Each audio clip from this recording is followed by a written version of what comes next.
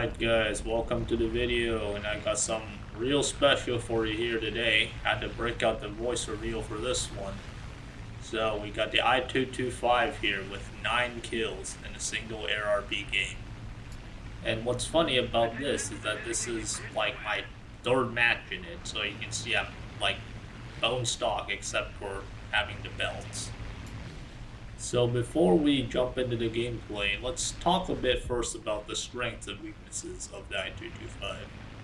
So the I-225 at 5.0 climbs extremely well for its BR, as one of the strongest engines at this tier. It also has 420s blazing in the form of Schwacks with 400 rounds total, 100 rounds each. Now 400 rounds for 420s isn't that much ammo compared to some of its peers, but it's enough to get the job done, especially if you have good aim and especially with the particular playstyle. Now, coming back to the engine, this plane also performs extremely well at high altitude. So in real life, this was a plane designed for high altitude interception, and so it doesn't lose any power basically at high altitude. And you can things that can outperform you at low altitude, you will outperform them at high altitude. And finally, the plane has pretty good flaps, especially landing flaps where you need that instantaneous turn at low speed. At medium speed, like you turn well enough that you don't really need to put down flaps unless you're trying to go for a shot. But overall, it handles fairly well below medium speed. Now, onto the main downside of this plane. So probably the worst part about this plane is that it locks up completely at high speeds. Like, you will not be able to even maneuver properly past around 600. So at times it might be a bit difficult to take advantage of its high energy generation, as diving on anything at high speed is quite risky, especially if they're close to the ground, because you might just not be able to pull out. And the other issue with this plane is that at all speeds, really, it's not very snappy. Like, it turns okay, but there's no instantaneous pointing of the nose. So getting high-speed deflection shots isn't exactly easy. And finally, the engine tends to overheat eventually if you hold wet on it. So the best way to alleviate this is either with manual engine controls or just letting go of wet when you're not in combat. So with all that being said, the best playstyle for this plane is definitely as either a energy fighter, where you maintain your energy above enemies and eventually dive on them after you gain an advantage, or as a boom and zoomer, where you come in with a lot of speed, make a few passes, hit what you can, and then get out before they can catch up to you. And with that out of the way, let's see how it plays in a real game.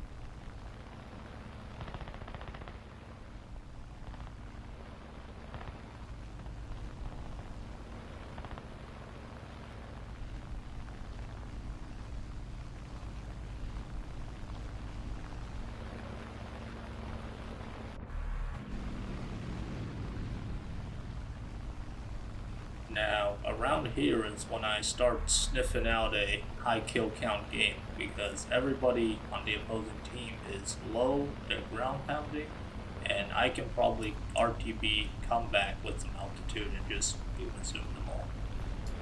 And by the way, shout out to Ally XX Rosewood here, absolute giga chad of a wingman, as you will see later.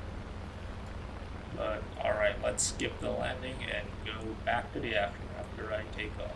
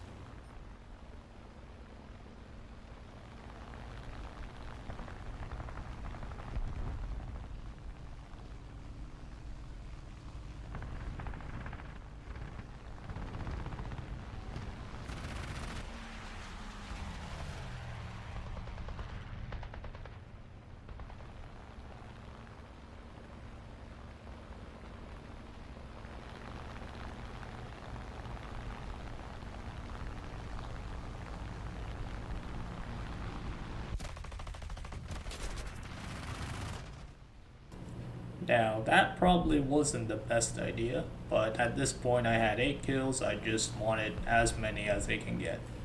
So, boom, there you go. 9 kills in the I-225 while stocked.